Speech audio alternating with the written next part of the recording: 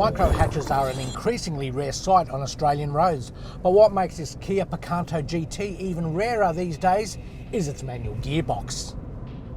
With a feisty 1 litre turbocharged engine and a sub 20k price tag, this is a great first car or downsizer. But is its drivability enough to lure clutch-wary drivers away from light SUVs?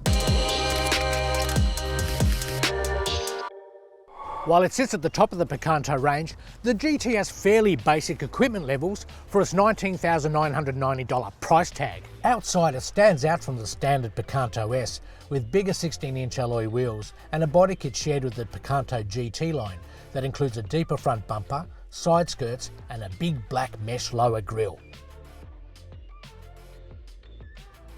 The front seat area is quite roomy. I quite like the seats. They've got nice back support and pretty good side bolstering for a sporty car like this.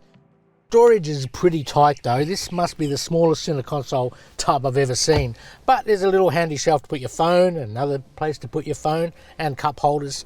And there's a couple of the usual door bins and a glove box and all that sort of thing. One thing I don't really like is the steering wheel, which only has a height adjustment but not a reach one. So it's pretty hard to find that perfect driving position. As you'd expect for a car the size of the Picanto, the rear seats aren't exactly spacious.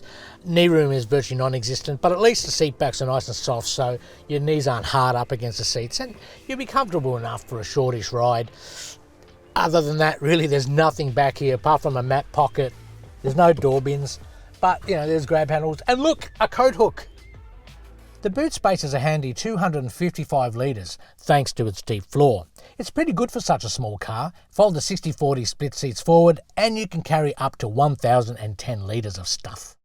Safety levels are pretty basic too. You get 6 airbags, autonomous emergency braking and forward collision warning and well that's about it. That was just enough to give it a 4-star ANCAP rating back in 2017, which still applies today. So it's small, sparsely equipped and has less space than something like a Hyundai Venue. So why would you choose this over a light SUV? Well, it's way more fun to drive thanks to its punchy 1 litre turbocharged engine, mildly sporty suspension and 5-speed manual gearbox, which makes this quite a niche car in Australia. On the road, the 3-cylinder turbo's 74 kilowatts and 172 newton meters make light work of its featherweight proportions. But this is no hot hatch. It's no rally car either and is in its element around town where the obnoxious sounding 3-pot engine makes it sound like you're going much quicker than you really are. With the power and torque bands peaking around 4,000 RPM, there's no point waiting for redline to move up the gears, which means you'll be in fifth in no time. The 5-speed manual gearbox and clutch are quite forgiving and will really allay the fears of anyone with little stick time. It's fun to steer too, as long as you're not trying to hook around corners like a track day hero.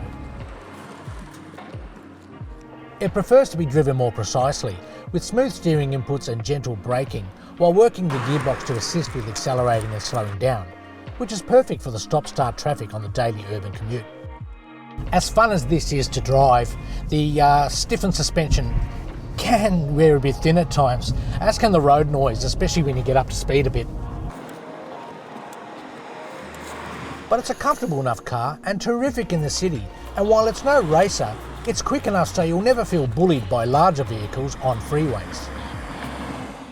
If you're the kind of driver who just wants to point the steering wheel and get from A to B, the Kia Picanto GT probably isn't for you.